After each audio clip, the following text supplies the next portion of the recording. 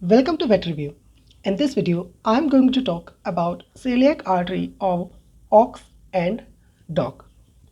So, celiac artery originates from the abdominal aorta just after its entry into the abdominal cavity at the level of first lumbar vertebra, and it is related to the pancreas and rumen at left and right cross of diaphragm and caudal vena cava at right. So first, we'll have abdominal aorta, and at the level of first lumbar it will give off the celiac artery. Now for reference, this is cranial aspect and this is caudal aspect. Okay, and I'll draw my flowchart in this manner only. Okay, so the first cranial most artery is Phrenic Artery, and just like its namesake suggests, it supplies the diaphragm. Okay, and usually there are two in number, one for each cross of the diaphragm. The next one is left ruminant.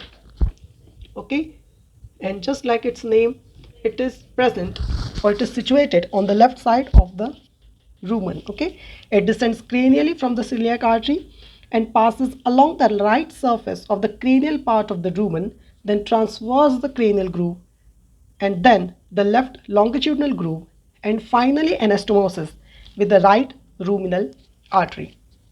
Okay, we'll have right ruminal artery later on the caudal aspect.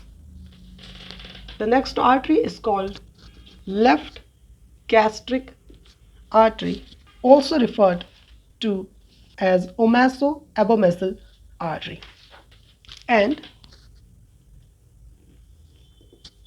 it will give us some branches that will become relevant later. I'm not going to talk about them here. The next artery is hepatic artery. Okay, now as the name suggests, it gives off branches to the liver and surrounding organs. So it is given off from celiac artery at the right side where it passes the vena cava. Then it gives off the following branches. So let me write here: left hepatic, then we have gastroduodenal, then we have right hepatic, we have cystic, and then we have pancreatic. So pancreatic artery supplies pancreas, cystic artery supplies blood to the gallbladder, right hepatic artery supplies the right lobe of the liver, and left hepatic artery supplies to the left lobe of the liver, and gastroduodenal artery further gives off two branches. Okay, so gastroduodenal will give off two further branches: pancreatoduodenal, which will supply pancreas and duodenum, and right gastroepiploic artery. Okay, right gastroepiploic artery. And remember, I said that left gastric artery will give off two branches. So here one of them is left gastroepiploic. Okay, and these two arteries will anastomose at the greater curvature of the stomach. Okay, in case of ox it is rumen. So right gastroepiploic artery, which is a branch of the gastroduodenal branch of the hepatic artery, and left gastroepiploic artery, which is a branch of the left gastric artery, together these two will anastomose at the level of greater curvature. Okay, left hepatic artery will also give off one branch, that is right gastric, and right gastric will anastomose with this. So it is a continuation of left gastric artery, and this is at the level of lesser curvature. Okay, lesser curvature of the rumen.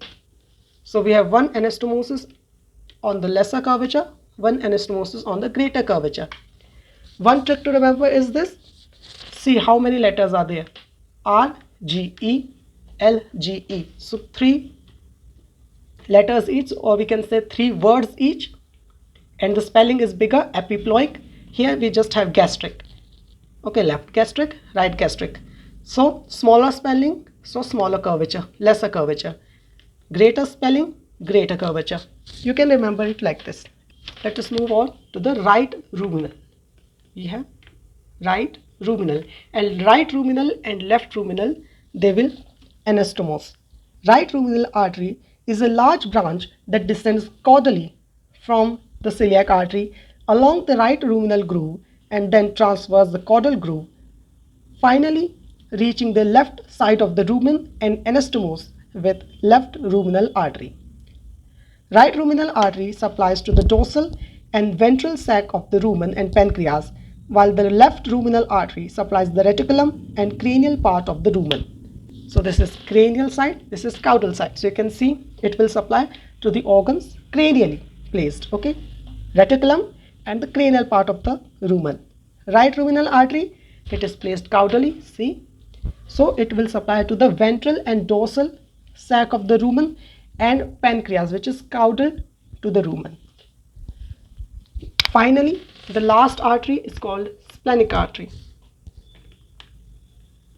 And just like its namesake, again, it will supply the spleen. Okay, it is a very small branch that originates in common with the right ruminal artery. It passes cranially and crosses the dorsal surface of the rumen and reach the left side, where it enters the hilus of the spleen and provide blood supply to the spleen. So this is it for the celiac artery of ox. What we have to remember: abdominal aorta will give off celiac artery at the level of first lumbar vertebrae. Then you have to remember the names of these major branches from cranial to caudal. This is how I remember it. You can remember them from caudal to cranial if you want, but you must remember them in order, okay? Either from cranial to caudal or caudal to cranial. So this is it for the celiac artery of ox. Now let us talk about the celiac artery of dog in brief. So similar to ox, abdominal aorta will give off celiac artery at L1, and then the celiac artery will give off some branches, but here the number is half. They have only 3 big branches. First is splenic, second is left gastric, and the third is common hepatic. Okay, now the common hepatic will give off further branches, the first of which is proper hepatic, which will supply to the hepatic lobes. Then we have gastroduodenal, which will again give off further branches, and we also have right gastric. And again, just like ox, the right gastric and left gastric will anastomose at the lesser curvature. The gastroduodenal will give right gastroepiploic and pancreatoduodenal. The right gastroepiploic will anastomose at the greater curvature, with left gastroepiploic, which will come from the splenic. So some branches will be given off to spleen, and one major branch will go to become left gastroepiploic. So this is the flowchart of the celiac artery of dog. As you can see, dog is a simple stomach animal. It is a monogastric animal, so there's no rumen, and as such there's no ruminal artery. I hope you liked this video and found it useful.